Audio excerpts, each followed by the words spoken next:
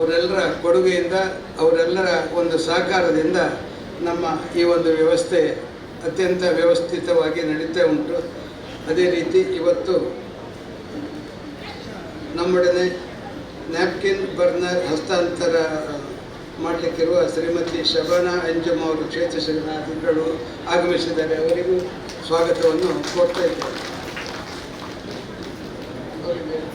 ಅವರಿಗೆ ಪುಷ್ಪ ಕೊಡಬೇಕಾಗಿ ಕೇಳಿಕೊಳ್ತಾ ಇದ್ದೇನೆ. ಅಲ್ಲದೆ ಇವತ್ತಿನ ವಿಶೇಷ ಕಾರ್ಯಕ್ರಮ ಅಂತ ಹೇಳಿದರೆ ಅಂಗನವಾಡಿ ಮತ್ತು ಅಂಗನವಾಡಿ ಆಲ್ರೆಡಿ ಬಿಲ್ಡಿಂಗ್ ಇದೆ. ಕಿಂಡರ್ ಗಾರ್ಡನ್ ನಮ್ಮಲ್ಲಿ ಬಿಲ್ಡಿಂಗ್ ಇರಲಿಲ್ಲ, ಅದಕ್ಕೋಸ್ಕರ ಅದರ ಒಂದು ಹಸ್ತಾಂತರ ಮಾಡಲಿಕ್ಕೆ ಉಂಟು. ನಮ್ಮ ಗೋವನ್ ಬ್ರಷ್ ಮೆರಿನ್ ಪ್ರಾಡಕ್ಟ್ಸ್ ಮತ್ತು ಗೀತಾನಂದ ಫೌಂಡೇಶನ್ ವತಿಯಿಂದ 2 ಕ್ಲಾಸ್ ರೂಮನ್ನು ಅಂಗನವಾಡಿಗೆ ಕಟ್ಟಿಕೊಟ್ಟಿದ್ದಾರೆ. ಅದನ್ನು ಈಗ ತಾನೇ ಉದ್ಘಾಟನೆ ಮಾಡಿ ಮೇಲ್ಗಡೆ ನಾವು ಬಂದಿದ್ದೇವೆ. ಅದಲ್ಲದೆ ಶುದ್ಧ ಕುಡಿಯುವ ನೀರಿನ ಘಟಕ ಪ್ರೈಮರಿ 1, ಹೈಸ್ಕೂಲಿಗೆ 2 ಶುದ್ಧ ಕುಡಿಯುವ ನೀರಿನ ಘಟಕವನ್ನು ಈಗ ತಾನೇ ಹಸ್ತಾಂತರಿಸಿ ನಾವು ಮೇಲ್ಗಡೆ ಬಂದಿದ್ದೇವೆ. ಮತ್ತು ಸಾಧಾರಣ 45 ಶಾಲೆಗಳಿಗೆ 6,000 ಮಕ್ಕಳಿಗೆ ಉಚಿತ ನೋಟ್ ಪುಸ್ತಕ ಹಂಚುವಂಥ ಒಂದು ಕಾರ್ಯಕ್ರಮ, ಅದನ್ನು ಇನ್ನು ನೆರವೇರಿಸಲಿಕ್ಕಿದ್ದೇವೆ.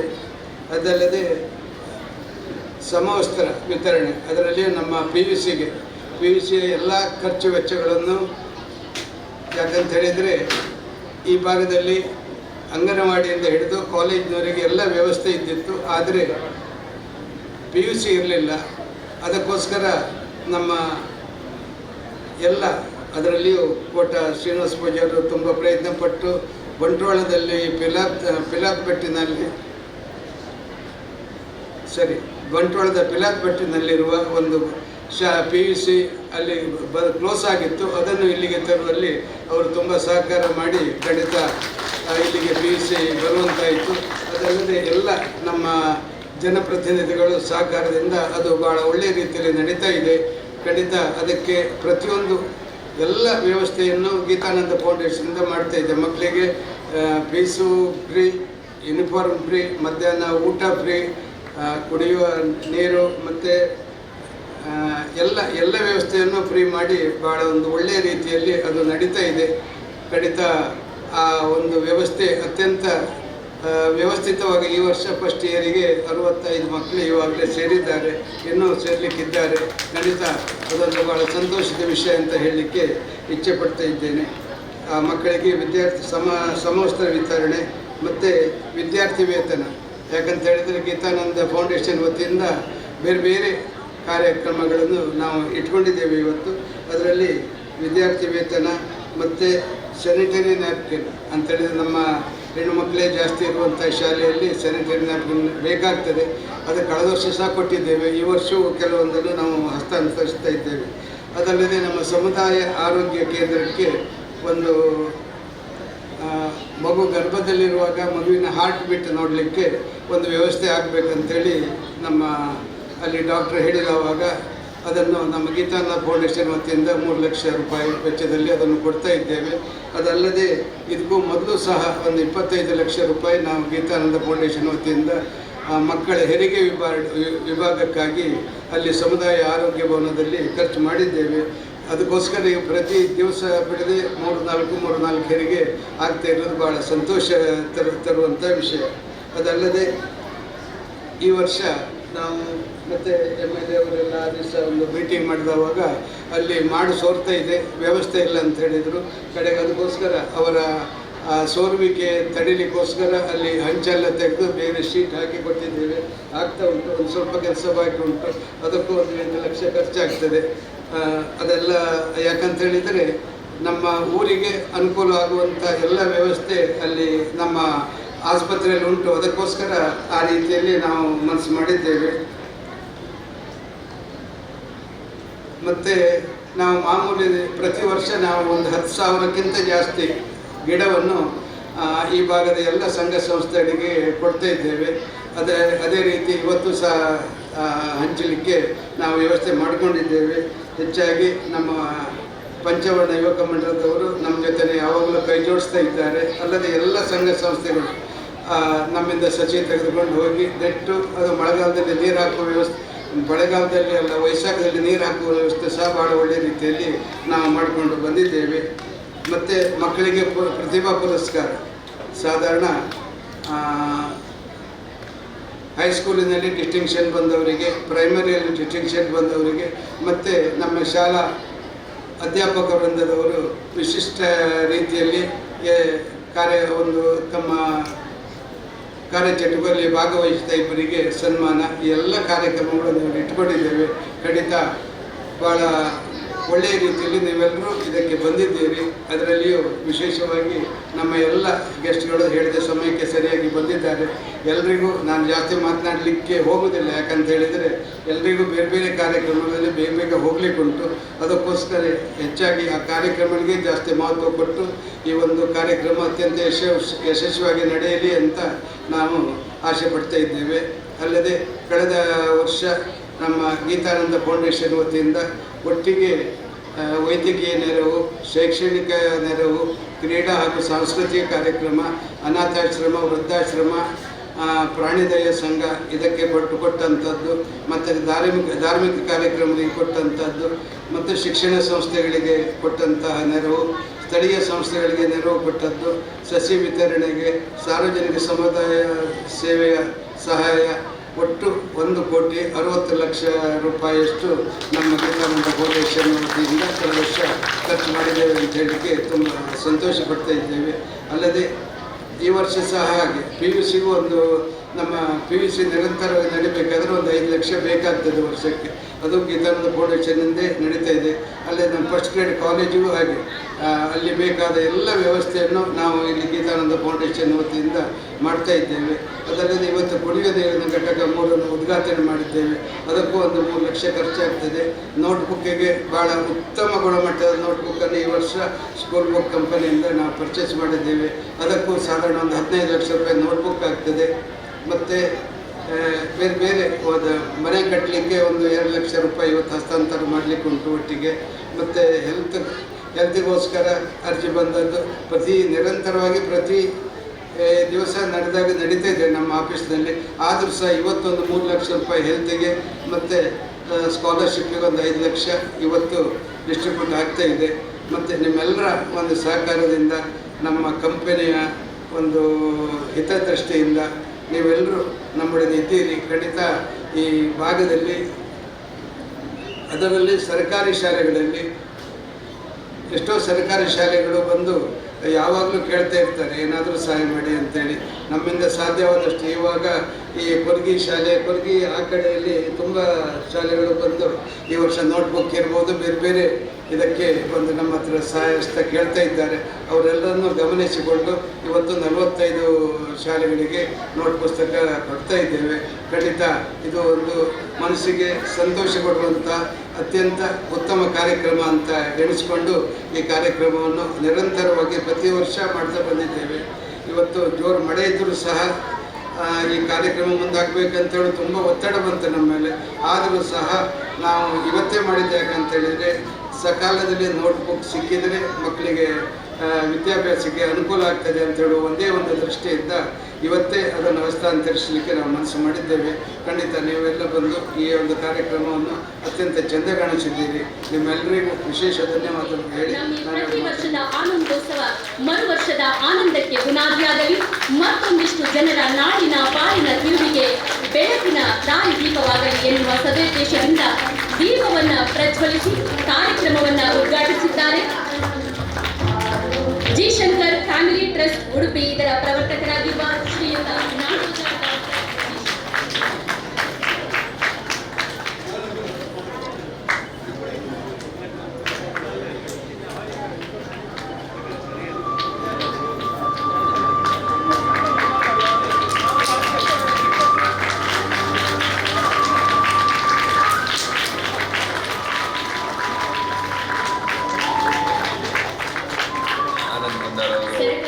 ಕಾರ್ಯಕ್ರಮವನ್ನು ಹಮ್ಮಿಕೊಂಡು ಬಂದಿದ್ದಾರೆ. ಸರಿಸುಮಾರು ಒಂದು 10 ವರ್ಷ ಆಗಿರ್ಬೇಕಲ್ಲ. 10 ವರ್ಷದಿಂದ ಈ ಟ್ರಸ್ಟ್ ಆದಮೇಲೆ, ಗೀತಾನಂದ ಫೌಂಡೇಶನ್ ಟ್ರಸ್ಟ್ ಆದಮೇಲೆ ಈ ಕೆಲಸವನ್ನು ಮಾಡ್ತಾ ಇದ್ದಾರೆ. ಕಾಲೇಜ್ ಕೂಡ ನಡೀತಾ ಇದೆ. ಈಗಾಗಲೇ ಶಾಸಕರು ಹೇಳಿದರು ಸುಮಾರು ಒಂದು 10,000 ಮಕ್ಕಳಿಗೆ ಉಚಿತ ನೋಟ್ಬುಕ್ಸನ್ನು, ಸ್ಕಾಲರ್ಶಿಪ್ಪು, ಬೇರೆ ಬೇರೆ ಎಲ್ಲ ಸಲಕರಣೆಗಳನ್ನ, ಕಂಪ್ಯೂಟರ್ ಇರ್ಬೋದು, ಉಪಕರಣಗಳನ್ನ ಕಲೀಲಿಕ್ಕೆ ಏನು ಬೇಕು ಅದನ್ನೆಲ್ಲ ಕೊಡ್ತಾ ಇದ್ದಾರೆ. ಖಂಡಿತ ಇದೊಂದು ಒಳ್ಳೆಯ ಕಾರ್ಯಕ್ರಮ. ಅವರು ಅಣ್ಣ ಏನು ಹಾಕ್ಕೊಂಡು ಹೋಗಿದ್ರು ಮಾರ್ಗದರ್ಶನ, ಅದರಂತೆ ಆನಂದ್ ಕುಂದರ್ ಅವರು ನಡೀತಾ ಇದ್ದಾರೆ. ಅತ್ಯಂತ ಒಂದು ಸರಳ ಜೀವಿಯವರು. ಹಾಗೆ PUC ಮತ್ತು ಕಾಲೇಜ್ನಲ್ಲಿ ಸ್ವಲ್ಪ ಅಡ್ಮಿಷನ್ ಕಡಿಮೆ ಇದೆ ಅಂತ ಹೇಳಿದರು. ಖಂಡಿತ ಅದರ ಬಗ್ಗೆ ಕೆಲವೊಂದು ವಿಷಯ ತಜ್ಞರಿರ್ಬೋದು ಅಥವಾ ಒಂದು ಬೇರೆ ಒಬ್ಬರು ಇವರು ಇರ್ತಾರೆ, ಅದು ಕನ್ಸಲ್ಟೇಷನ್ಸ್, ಅವ್ರ ಹತ್ರ ಮಾತಾಡಿ ಆನಂದ್ ಕುಂದರ್ ನಾವು ಹೆಚ್ಚಿನ ಒಂದು ಸಂಖ್ಯೆಯಲ್ಲಿ ಶಾಲೆಗೆ ವಿದ್ಯಾರ್ಥಿಗಳನ್ನು ಸೆಳೆಯುವ ಪ್ರಯತ್ನ ಮಾಡ್ತೀವಿ. ಅದಕ್ಕೆ ಬೇಕಾದ ಅನುಕೂಲಗಳನ್ನು ಕೂಡ ನಮ್ಮ ಟ್ರಸ್ಟ್ ಹಾಗೂ ಅವ್ರ ಟ್ರಸ್ಟ್ ಸೇರಿ ಮಾಡ್ತೀವಂತ ಈ ಸಂದರ್ಭದಲ್ಲಿ ಹೇಳ್ತಾ, ಈಗಾಗಲೇ 7th 700 ಸ್ಟೂಡೆಂಟ್ 720 ಇದೆ ಅಂತ ಪ್ರಿನ್ಸಿಪಾಲ್ ಹೇಳಿದರು. ಒಳ್ಳೆ ಸ್ಟ್ರೆಂತ್ ಅದು. ಲಾಸ್ಟ್ ಟೈಮ್ 1,000 ಏನೋ ಇತ್ತು ಅದು ಅಲ್ವಾ. ಖಂಡಿತ ಒಂದು ಕ್ಯಾಂಪಸ್ ಇಷ್ಟು ದೊಡ್ಡದಂದ್ರೆ ಇದು ಒಳ್ಳೆಯದು. ಇದಕ್ಕೆ ಏನು ಬೇಕು ಸವಲತ್ತು ಸರ್ ನನಗೆ ಯಾವಾಗಾರು ಹೇಳ್ತಿರ್ತಾರೆ ಆನಂದ್ ಸರ್ ಅವರು. ಖಂಡಿತ ನಾವು ಅವರು ಸೇರಿ ಇದಕ್ಕೆ ಏನು ಬೇಕು ಈ ವ್ಯವಸ್ಥೆಯನ್ನು ಖಂಡಿತ ಈ ಗ್ರಾಮೀಣ ಭಾಗದಲ್ಲಿದೆ ಈ ಶಾಲೆ, ಅದಕ್ಕೆ ಬೇಕಾಗುವ ಎಲ್ಲ ಸವಲತ್ತುಗಳನ್ನ ನಾವು ಮಾಡ್ತೀವಿ. ಎಲ್ಲಿ ಕಾಲೇಜ್ನಲ್ಲಿ ಏನು ಕೊರತೆ ಇದೆ, ಹಾಗೆ PUCಯಲ್ಲಿ ಏನು ಕೊರತೆ ಇದೆ, ಹೈಸ್ಕೂಲ್ ಅಂತೂ ನಡೀತಾ ಇದೆ, ಅದರದ್ದೇನು ತೊಂದರೆ ಇಲ್ಲ. ಹಾಗೆ UKGಯನ್ನು 4 ರೂಮ್ ಏನೋ ಕೊಟ್ಟು ಇವತ್ತು ಸ್ಟಾರ್ಟ್ ಮಾಡಿದ್ದಾರೆ. ಅದೊಂದು ಒಳ್ಳೆಯ ಚಾಲನೆ ಅದು ಮಕ್ಕಳಿಗೆ. ಇಲ್ಲೇ ಒಂದು ಕೆಳಗಿನ ಲೆವೆಲ್ನಿಂದ ಕೊಟ್ಟರೆ ಖಂಡಿತ ಮಕ್ಕಳು ಅದೇ ಶಾಲೆಗೆ ಮುಂದೆ ಬರ್ತಾರೆ ಅವರು. ಆ ನಿಟ್ಟಿನಲ್ಲಿ ಈ ಎಲ್ಲ ಕಾರ್ಯಕ್ರಮಗಳನ್ನ ನಾನು ಅಭಿನಂದಿಸ್ತೇನೆ.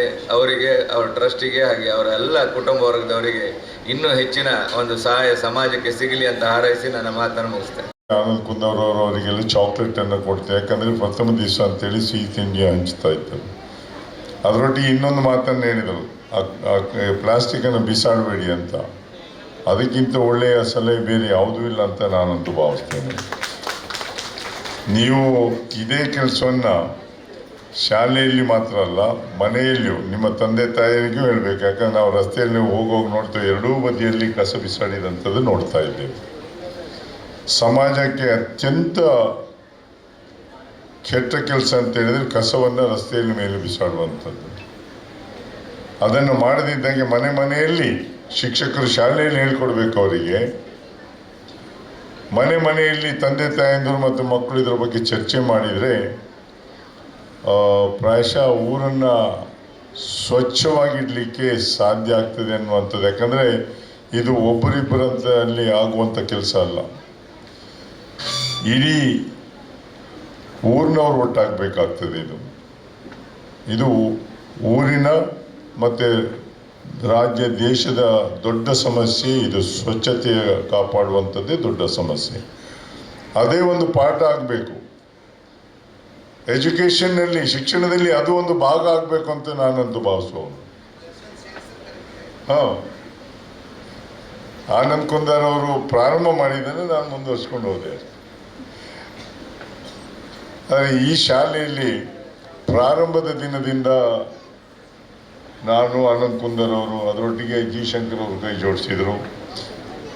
ಅಲ್ಲಿಂದ ಇಲ್ಲಿವರೆಗೆ ಪ್ರೈಮರಿ ಶಾಲೆಯಿಂದ ಹಿಡಿದು, ಆಗ KC ಕುಂದರ್ ಅವರು ಇದ್ದರು ಇಲ್ಲಿ ಕಾರ್ಯಕ್ರಮಕ್ಕೆಲ್ಲ, ನೀವು ಕರೆದಾಗೆಲ್ಲ ಬರ್ತಾ ಇದ್ರು ಅವರು. ಊರಿನ ಅಭಿವೃದ್ಧಿ ಆಗಬೇಕಾದ್ರೆ ಮಕ್ಕಳ ಶಿಕ್ಷಣ ಭಾಳ ಮುಖ್ಯ ಅಂತ ನಾನಂತೂ ಭಾವಿಸ್ತೇನೆ. ಶಿಕ್ಷಣ ಅಂದರೆ ಕೇವಲ ಅಕ್ಷರಾಭ್ಯಾಸ ಅಲ್ಲ, ಈಗ ಹೇಳಿದಂಥ ಸ್ವಚ್ಛತೆಯೂ ಹೌದು, ಕ್ರೀಡೆ ಕಡೆ ಎಲ್ಲದರಲ್ಲೂ ಅವ್ರ ಮೇಲೆ ಬರಬೇಕು. ಅಂಥದ್ರಲ್ಲಿ ಸಹ ಸಪೋರ್ಟನ್ನು ಈ ಶಾಲೆಯಲ್ಲಿ ಮಾಡ್ತಾ ಇದ್ದಾರೆ. ಅವರಿಗೆ ಕ್ರೀಡೆಯಲ್ಲಿ, ಕಲೆಯಲ್ಲಿ ಎಲ್ಲದರಲ್ಲೂ ಬೆಂಬಲವನ್ನು ಕೊಟ್ಟು ಮೇಲೆ ಬರಲಿಕ್ಕೆ ವ್ಯತ್ಯಾಸ. ಆದರೆ ಮಕ್ಕಳಿಗೆ ನಂದು ಕೋರಿಕೆ ಇದೆ, ಬೇರೆಯವರು ಪ್ರಶಸ್ತಿಯನ್ನು ಅಥವಾ ಪುಸ್ತಕವನ್ನು ತಗೊಳ್ಳುವಾಗ ನೀವೆಲ್ಲ ಚಪ್ಪಾಳೆ ಹೊಡಿಬೇಕು ಅನ್ನೋಂಥ, ಯಾಕಂದರೆ ಹಿಂದೆ ಚಪ್ಪಾಳೆ ಹೊಡೆಯೋದು ಒಂದು ಅಭ್ಯಾಸ ಇದೆ, ಇವತ್ತು ಅಭ್ಯಾಸ ಹೋಗಿಬಿಟ್ಟಿದೆ ಚಪ್ಪಾಳೆ ಹೊಡೆಯುವಂಥದ್ದು. ಯಾಕಂದರೆ ನೀವು ಪ್ರಶಸ್ತಿಯನ್ನು ತಗೊಳ್ಳುವಾಗ ಒಂದು ವಾತಾವರಣ ನಿರ್ಮಾಣ, ಶಾಲೆಯಲ್ಲಿ ಕಾಲೇಜಿನಲ್ಲಿ ವಾತಾವರಣ ನಿರ್ಮಾಣ ಆದಾಗ ಖಂಡಿತ ನೀವು ಉತ್ತಮ ಪ್ರಜೆಯಾಗಿ, ದೇಶದ ಉತ್ತಮ ಪ್ರಜೆಯಾಗಿ ಬಾಳಿ ಬದುಕಲಿಕ್ಕೆ ಸಾಧ್ಯ ಆಗ್ತದೆ. ಮತ್ತು ನಿಮ್ಮ ತಲೆಯಲ್ಲಿ ಅದನ್ನು ಶಿಕ್ಷಣದ ಬಗ್ಗೆ ಬಿಟ್ಟು ಬೇರೆ ಯಾವುದು ಮನಸ್ಸಿನಲ್ಲಿ ಇಲ್ಲದೆ ಇದ್ದರೆ ನಿಮ್ಮ ಓದಿನಲ್ಲಿ ಮುಂದೆ ಬರಲಿಕ್ಕೆ ಸಾಧ್ಯ ಆಗ್ತದೆ. ಕಾಂಪಿಟೇಟಿವ್ ಎಕ್ಸಾಮಿಗೆ ಹೋಗಿ ಕೂತಾಗ ಸಹ ಬೇರೆ ಯಾವುದು ಮನಸ್ಸಿನಲ್ಲಿ ಇರುವುದೇ ಇಲ್ಲ. ನಾನು ಅನ್ನುವಂಥ ಮೇಲೆ ಬರಬೇಕನ್ನುವಂಥದ್ದು ಇದ್ದಾಗ ಆ ಸ್ಪರ್ಧಾತ್ಮಕ ಮನೋಭಾವ ಅದರಲ್ಲಿ ಬೆಳಿಬೇಕು. ಕ್ರೀಡೆಯಲ್ಲಿ ಮಾತ್ರ ಅಲ್ಲ, ನೀವು ಓದು ಬರೋದಲ್ಲಿ ಆಗಬೇಕಾಗ್ತದೆ. ಇನ್ನೊಬ್ಬರನ್ನು ಮೆಟ್ಟಿ ಅಲ್ಲ, ಇನ್ನೊಬ್ಬರನ್ನು ಹಿಂದೆ ಹಾಕಿ ಅವ್ರಿಗಿಂತ ಮುಂದೆ ಹೋಗುವಂಥ ಪ್ರಯತ್ನ ಮಾಡಿದಾಗ ಅದಕ್ಕಿಂತ ದೊಡ್ಡ ಕಾಂಟ್ರಿಬ್ಯೂಷನ್ ನೀವು ಕೊಡುವಂಥದ್ದು ಸಮಾಜಕ್ಕೆ ಬೇರೆ ಯಾವುದೂ ಇಲ್ಲ ಅಂತ. That is the biggest contribution you can give. ಯಾಕಂದರೆ ಆನಂದ್ ಕುಂದರ್ ಅವರಿಗೆ, ಜಿ ಶಂಕರ್ ಅವರಿಗೆ ಇದ್ರ ಬಗ್ಗೆ ಸ್ಕೂಲು ಕಾಲೇಜ್ ಬಗ್ಗೆ ಹಣ ಕೊಡಬೇಕಂತ ಏನಿಲ್ಲ. ಆನಂದ್ ಕುಂದರ್ ಅವರು ಅವರ CSR ಫಂಡನ್ನು, ಕಾರ್ಪೊರೇಟ್ ಸೋಷಿಯಲ್ ರೆಸ್ಪಾನ್ಸಿಬಿಲಿಟಿಯನ್ನು ಸಂಪೂರ್ಣವಾಗಿ ಈ ಶಾಲೆಗೆ ಹಾಕ್ತಾಯಿದ್ರು. ಅದು ಯಾಕೆ ಹಾಕ್ತಾರೆ ಅಂದರೆ ಈ ಶಾಲೆಯಲ್ಲಿ ಕಲಿತ ಮಕ್ಕಳು ನಮ್ಮ ಮಕ್ಕಳು, ನೀವು ಮೇಲೆ ಬರಬೇಕನ್ನುವಂಥದ್ದು ಒಂದು ಭಾವನೆ ಏನಿದೆ ಅದನ್ನು ನಾವು ಖಂಡಿತ ಅಪ್ರಿಷಿಯೇಟ್ ಮಾಡಬೇಕಾದಂತು. ಎಲ್ಲ ಹಣ ಇದ್ದವರಿಗೆ ನಾವು ಬೇರೆಯವರಿಗೆ ಸಹಾಯ ಮಾಡಬೇಕು ಅನ್ನೋ ಭಾವನೆ ಇರೋದಿಲ್ಲ. ಆ ಹಣದ ಶ್ರೀಮಂತಿಕೆ ಒಟ್ಟಿಗೆ ಹೃದಯ ಶ್ರೀಮಂತಿಕೆ ಇದ್ದಾಗ ಮಾತ್ರ ಸಾಧ್ಯ ಆಗ್ತದೆ. ಅದಕ್ಕೋಸ್ಕರ ನೀವು ಅವರು ಏನನ್ನ ಶಾಲೆಗೆ ಕೊಟ್ಟಿದ್ದಾರೆ, ನೀವು ಕಲಿತ ಮೇಲೆ ಬಂದ ಮೇಲೆ ಪುನಃ ವಾಪಸ್ ಶಾಲೆಗೆ ಏನನ್ನ ಕೊಟ್ಟರೆ ಮುಂದಿನ ಪೀಳಿಗೆಗೆ ಸಹಾಯವನ್ನು ಮಾಡಲಿಕ್ಕೆ ಸಾಧ್ಯ ಆಗ್ತದೆ ಅನ್ನುವಂಥದ್ದು ಭಾವನೆ ನಿಮ್ಮಲ್ಲಿ ಇದ್ದಾಗ ಖಂಡಿತ ನೀವು ಬೆಳೆಯುವಾಗಲೇ ದೊಡ್ಡದಾಗಿ, ಅಂದರೆ ನಿಮ್ಮ ಥಿಂಕಿಂಗ್ ಶುಡ್ ಬಿ ಬ್ರಾಡ್. ನಿಮ್ಮ ಆಲೋಚನಾ ಶಕ್ತಿ ಭಾಳ ದೊಡ್ಡದಾಗಿರ್ಬೇಕಾಗ್ತದೆ ಅಂತ ಹೇಳ್ತಾ ನಮ್ಮ ವೈದ್ಯರು ಬಂದು ಪ್ರಾಯಶಃ ಅವರು ನಿಮ್ಮ ಮೆಂಟಲ್ ಹೆಲ್ತ್ ಬಗ್ಗೆ ಜಾಸ್ತಿ ಮಾತಾಡ್ಲಿಕ್ಕೆ ಸಾಧ್ಯ ಆಗ್ತದೆ. ಫಿಸಿಕಲ್ ಹೆಲ್ತ್ ಒಂದು, ಮೆಂಟಲ್ ಹೆಲ್ತ್ ಒಂದು. ಮೆಂಟಲ್ ಹೆಲ್ತ್ನಲ್ಲಿ ಸಹ ಸರಿ ಇದ್ದಾಗ ಮಾತ್ರ ನಿಮಗೆ ಸರಿಯಾಗಿರ್ಲಿಕ್ಕೆ ಸಾಧ್ಯ ಆಗ್ತದೆ ಅನ್ನುವಂಥದ್ದನ್ನು ಹೇಳ್ತಾ, ಈ ಶಾಲೆಯಲ್ಲಿ LKG ಇಂದ 7ನೇ ಕ್ಲಾಸ್ವರೆಗೆ 691 ಜನ ಇದ್ದಾರಂತೆ. ಈಗ 2000 ಲಾಸ್ಟ್ ಇಯರ್ 2025-26 ಚಿಕ್ಕಮಗಳೂರಲ್ಲಿ ಮೊನ್ನೆ ಮಾತಾಡ್ತಿರುವಾಗ ಅಧಿಕಾರಿಗಳು ಹೇಳಿದರು, ಸರ್ ಈ ಸಾರಿ ನಾವು 13 ಶಾಲೆಯನ್ನು ಮಕ್ಕಳಿಲ್ಲ ಅನ್ನೋ ಕಾರಣಕ್ಕೆ ಮುಚ್ಚಬೇಕಾಗ್ತದೆ ಅಂತೇಳಿ. ಒಂದು ಜಿಲ್ಲೆಯಲ್ಲಿ 13 ಶಾಲೆಯನ್ನು ಮಕ್ಕಳಿಲ್ಲ ಅನ್ನೋ ಕಾರಣಕ್ಕೆ ಮುಚ್ಚಬೇಕಾಗ್ತದೆ ಅಂಥೇಳಿ ಅಧಿಕಾರಿಗಳ ವರದಿ ಕೊಡುವಾಗ ಇಡೀ ರಾಜ್ಯದಲ್ಲಿ ಅಂಥ ಪ್ರಮಾಣಗಳ ಸಂಖ್ಯೆ ಎಷ್ಟಿದೆ ಅಂತ ಕೇಳಿದರೆ ಆಶ್ಚರ್ಯ ಆಗಿಬಿಡುತ್ತೆ ನಮಗೆ. ಅಂಥ ಸಂದರ್ಭದಲ್ಲಿ ಈ ಪಡುಗೆರೆ ಪ್ರದೇಶದಲ್ಲಿ ಭಾಳ ಈ ಡಿಗ್ರಿಯಿಂದ, ಪ್ರಾಥಮಿಕ ಶಾಲೆಯಿಂದ ಡಿಗ್ರಿ ಕಾಲೇಜಿನವರೆಗೆ ತಂದು ಈ ಶಾಲೆ ತಮ್ಮ ಶಾಲೆ ಅನ್ನುವ ರೀತಿಯಲ್ಲೇ ಇದಕ್ಕೆ ಬೇಕಾದಂಥ ಎಲ್ಲ ಅನುಕೂಲಗಳನ್ನು ಮಾಡಿಕೊಟ್ಟು. ಯಾಕಂದರೆ ಸರ್ಕಾರಿ ಶಾಲೆಗೆ ದಿವಸದಿಂದ ದಿವಸ ಮಕ್ಕಳು ಕಡಿಮೆ ಆಗ್ತಾರೆ ಅನ್ನೋದು ಸತ್ಯ. ಕೆಲವು ಕಡೆ ಶಿಕ್ಷಕರ ಕೊರತೆ ಇದೆ, ಕೆಲವು ಕಡೆ ಕಟ್ಟಡದ ಕೊರತೆ ಇದೆ. ಕಟ್ಟಡ ಕೊಡ್ತಿದ್ರೆ ಕುಡಿಯೋ ನೀರಿಲ್ಲ, ಕುಡಿಯೋ ನೀರಿದ್ರೆ ಶೌಚಾಲಯ ಇಲ್ಲ. ಇಂಥ ಅನೇಕ ಸಮಸ್ಯೆಗಳ ಸರಮಾಲೆಯ ನಡುವೆ ಬಹುಶಃ ಉಡುಪಿ ಜಿಲ್ಲೆಯಲ್ಲಿ ಸಮಸ್ಯೆಗಳಿಲ್ಲದಿರುವಂಥ ಸರ್ಕಾರಿ ಶಾಲೆ ಯಾವುದು ಕೇಳಿದರೆ ಅದು ಆನಂದ್ ಕುಂದರ್ ಪಡುಕೆರೆ ಶಾಲೆ ಅನ್ನುವಂಥ ಭಾವನೆಗಳು ನಮಗೆಲ್ಲರಿಗೆ ಬರ್ತಾ ಇದೆ ಮತ್ತು ಸತ್ಯ ಇದೆ. ಹಾಗಾಗಿ ಈ ಶಾಲೆಗೆ ನಾನಿದ್ದೇನೆ ಅಂಥೇಳಿ ನೀವು ಈ ಸಂಸ್ಥೆಗೆ ಪೂರ್ಣ ಸಹಕಾರ ಕೊಟ್ಟಿದ್ದೀರಿ. ನಿಮಗೆ ನಾವೆಲ್ಲರೂ ಕೂಡ ಅಭಿನಂದನೆಗಳನ್ನು ಹೇಳಿ, ಅತ್ಯಂತ ವ್ಯವಸ್ಥಿತವಾದಂಥ ಈ ಶಾಲೆ ಮಾದರಿ ಶಾಲೆಯಾಗಲಿ ಅನ್ನುವಂಥ ಶುಭ ಹಾರೈಕೆಯೊಡನೆ ವೇದಿಕೆಯಲ್ಲಿರುವಂಥ ಎಲ್ಲ ಗಣ್ಯರಿಗೆ ನಮನಗಳನ್ನು ಸಲ್ಲಿಸಿ ಈ ಕಾರ್ಯಕ್ರಮಕ್ಕೆ ಶುಭ ಹಾರೈಸ್ತೇನೆ. ನಮಸ್ಕಾರ, ಧನ್ಯವಾದ. ಪೂರ್ವ ಪ್ರಾಥಮಿಕದಿಂದ ಹಿಡಿದು ಕಾಲೇಜಿನ ತನಕ ಈ ಇಡೀ ಒಂದು ಆವರಣದ ಬೇರೆ ಬೇರೆ ಅಭಿವೃದ್ಧಿ ಕಾರ್ಯಕ್ರಮ, ಅದರೊಟ್ಟಿಗೆ ಸ್ಕಾಲರ್ಶಿಪ್ ಇರ್ಬೋದು, ಬೇರೆ ಬೇರೆ ಒಂದು ಶಿಕ್ಷಣಕ್ಕೆ ಪೂರಕವಾದ ಈ ಕಾರ್ಯಕ್ರಮದ ಒಂದು ವೇದಿಕೆಯಲ್ಲಿರುವ ಈ ಸಮಾರಂಭದ ಅಧ್ಯಕ್ಷತೆಯನ್ನು ವಹಿಸಿಕೊಂಡಿರುವ ಹಿರಿಯರಾದ ದಾನಿಗಳು ಆದ ಆನಂದ್ ಸಿ ಕುಂದರ್ರವರೇ, ಈ ಕಾರ್ಯಕ್ರಮವನ್ನು ಉದ್ಘಾಟನೆ ಮಾಡಿದ ನಾಡೋಜ ಜಿ ಶಂಕರ್ ಅವರೇ, ಉಡುಪಿ ಚಿಕ್ಕಮಗಳೂರಿನ ಸಂಸದರಾದ ಕೋಟ ಶ್ರೀನಿವಾಸ ಪೂಜಾರ್ರೇ, ಹಿರಿಯರಾದ ಮಾಜಿ ಸಂಸದರು ಸಚಿವರು ಆದ ಜಯಪ್ರಕಾಶ್ ಹೆಗಡೆಯವರೇ, ವೇದಿಕೆಯಲ್ಲಿರುವ ಎಲ್ಲ ಗಣ್ಯರೇ, ನೆರೆದಿರ್ತಕ್ಕಂಥ ಎಲ್ಲ ಶಾಲೆಯ ಅಧ್ಯಾಪಕ ವೃಂದದವರೇ, ಎಲ್ಲ ನಾಗರಿಕರೇ, ಆನಂದ್ ಕುಂದರ್ರು ನಡೆಸುವ ಯಾವುದೇ ಕಾರ್ಯಕ್ರಮವನ್ನು ನಾನು ಈ 2 ವರ್ಷದಿಂದ ತಪ್ಪಿಸ್ತಾ ಇಲ್ಲ. ಎಲ್ಲ ಕಾರ್ಯಕ್ರಮಕ್ಕೆ ಸಮಯ ಇಲ್ಲದಿದ್ದರೂ ಬಂದಾದರೂ ಹೋಗುವ ಒಂದು ಕ್ರಮವನ್ನು ಇಟ್ಕೊಂಡಿದೆ. ಕಾರಣ ಇಷ್ಟೇ, ಯಾವುದೇ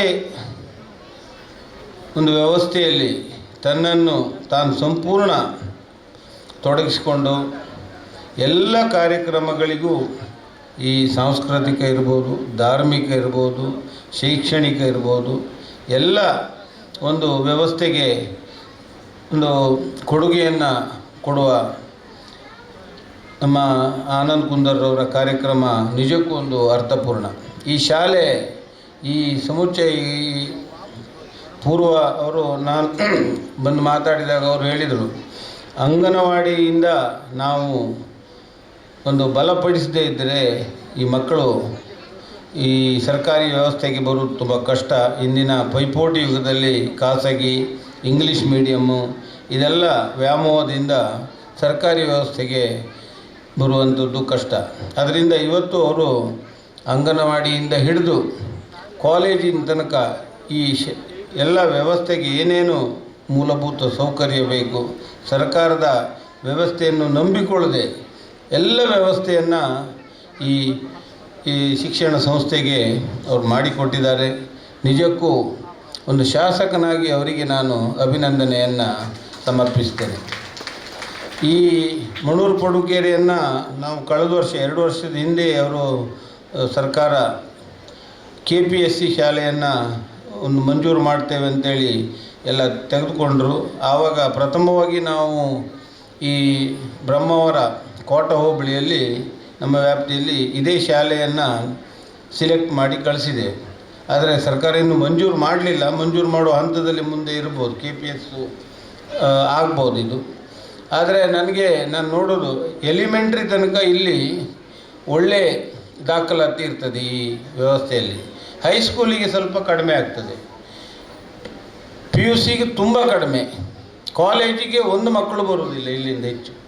ಈ ವ್ಯವಸ್ಥೆಯನ್ನು ಹೇಗೆ ಸರಿ ಮಾಡಬೇಕು, ಮಕ್ಕಳ ಅಥವಾ ಹೆತ್ತವರ ಮನಸ್ಸಿನಲ್ಲಿ ಹೈಸ್ಕೂಲಿಗೆ ಯಾಕೆ ಕಳಿಸ್ಬಾರ್ದು, ಇಲ್ಲಿಂದ ಈಗೆಲ್ಲ ಕೋಟ ಜೂನಿಯರ್ ಕಾಲೇಜ್ ವಿವೇಕಕ್ಕೆ ಹೋಗ್ತಾರೆ, ಕುಂದಾಪುರಕ್ಕೆ ಹೋಗ್ತಾರೆ. ಇಲ್ಲಿಂದ ನಾನು ನೋಡಿದೆ ಎಷ್ಟೋ ಮಕ್ಕಳು ಇಲ್ಲಿ ಕುಂದಾಪುರ ಪ್ರೈವೇಟ್ ಬಂಡರ್ಸ್ ಕರೆಸಿ ಬರ್ತಾರೆ. ಇಲ್ಲಿ ಇಷ್ಟು ಎಲ್ಲ ಮೂಲಭೂತ ಸೌಕರ್ಯ ಇದ್ದು ಯಾಕೆ ಮಕ್ಕಳು ಹೈಸ್ಕೂಲಿಗೆ ಬರುವುದಿಲ್ಲ, PUCಗೆ ಬರುವುದಿಲ್ಲ, ಇಲ್ಲಿ ಏನು ಕೊರತೆ ಅಂತ ನಾವೆಲ್ಲ ಆನಂದ್ ಕುಂದರ್ ಆ ಬಗ್ಗೆ ಚಿಂತನೆ ಮಾಡಿ ಇನ್ನೂ ಹೆಚ್ಚಿನ ಸೌಲಭ್ಯ ಏನು ಬೇಕು ಅಂತ ಚಿಂತನೆ ಮಾಡಿದರೆ ಖಂಡಿತ ಈ PUCಗೂ ಒಳ್ಳೆಯ ದಾಖಲಾತಿ ಆಗಬೇಕು. ಕಾಲೇಜಿನ ಪರಿಸ್ಥಿತಿ ತುಂಬ ಕಷ್ಟ ಇಲ್ಲಿದ್ದೀಗ. ನಂಗೆ ನೋಡಿದರೆ ದಾಖಲಾತಿ ನೋಡಿದರೆ ಇಡೀ ವರ್ಷ ಕಳೆದ ವರ್ಷ ಇದು 75-80 ಎಲ್ಲ ಸಬ್ಜೆಕ್ಟ್ ಒಟ್ಟು ದಾಖಲಾತಿ ಇತ್ತು. ಹಾಗೆ ಈ ವರ್ಷ ಇನ್ನು ನೋಡಬೇಕು. ಈ ರೀತಿ ಆದರೆ ಇಷ್ಟೆಲ್ಲ ಮೂಲಭೂತ ಸೌಕರ್ಯ ಸರ್ಕಾರ ಕೊಟ್ಟು ಇಲ್ಲಿ ದಾಖಲಾತಿ ಇಲ್ಲದಿದ್ದರೆ ಇದೆಲ್ಲ ವೇಸ್ಟ್ ಆಗ್ತದೆ. ಆದ್ದರಿಂದ ಆ ನಿಟ್ಟಿನಲ್ಲಿ ಏನು ಹೆತ್ತವರು ಅಥವಾ ವಿದ್ಯಾರ್ಥಿಗಳ ಮನಸ್ಸಿನಲ್ಲಿ ಏನೇನು ಆಗಬೇಕು ಅದನ್ನು ಇಲ್ಲಿ ಅಳವಡಿಸ್ಕೊಳ್ಬೇಕು ಅಂಥೇಳಿ ಒಂದು ಆನಂದ್ ಕುಂದರ್ ಹತ್ರ ರಿಕ್ವೆಸ್ಟ್ ಮಾಡ್ತಾ, ಇನ್ನೂ ಹೆಚ್ಚಿನ ಇದು ಅಭಿವೃದ್ಧಿ ಈ ಶಿಕ್ಷಣ ಸಂಸ್ಥೆ ಆಗಲಿ. ಸರ್ಕಾರಿ ಏನಿದ್ರೂ ಅವ್ರದ್ದು ಸ್ವಂತದ್ದಲ್ಲ, ಸರ್ಕಾರಿ ಶಿಕ್ಷಣ ಸಂಸ್ಥೆ. ಇದಕ್ಕೆ ಈ ರೀತಿಯ ಕೊಡುಗೆಗಳನ್ನು ಕೊಟ್ಟು ಇದನ್ನು ಅಭಿವೃದ್ಧಿಪಡಿಸೋದು ನಿಜಕ್ಕೂ ಒಳ್ಳೆಯ ಸಂತೋಷದ ವಿಚಾರ. ಇವರೊಟ್ಟಿಗೆ ನಾವೆಲ್ಲ ಜನಪ್ರತಿನಿಧಿಗಳು, ಹಣ ಕೊಡಲಿಕ್ಕೆ ಅವರಿದ್ದಾರೆ. ದೇವರವರಿಗೆ ಆರೋಗ್ಯ ಕೊಟ್ಟರೆ ಅವರು ಸಂಪಾದನೆ ಖಂಡಿತ ಮಾಡ್ತಾರೆ. ಅವರಿಗೆ ಯಾವಾಗಲೂ ಆರೋಗ್ಯ ಕೊಡಲಿ ಅಂತೇಳಿ ಹಾರೈಸ್ತಾ ಮುಂದಿನ ದಿನದಲ್ಲಿ ಇನ್ನೂ ಹೆಚ್ಚಿನ ಅಭಿವೃದ್ಧಿ ಈ ಶಾಲೆ ನೋಡಲಿ ಅಂತೇಳಿ ಹೇಳಿ ಅವಕಾಶಕ್ಕಾಗಿ ವಂದಿಸಿ ನಾನು ಮಾತು ಮುಗಿಸ್ತೇನೆ.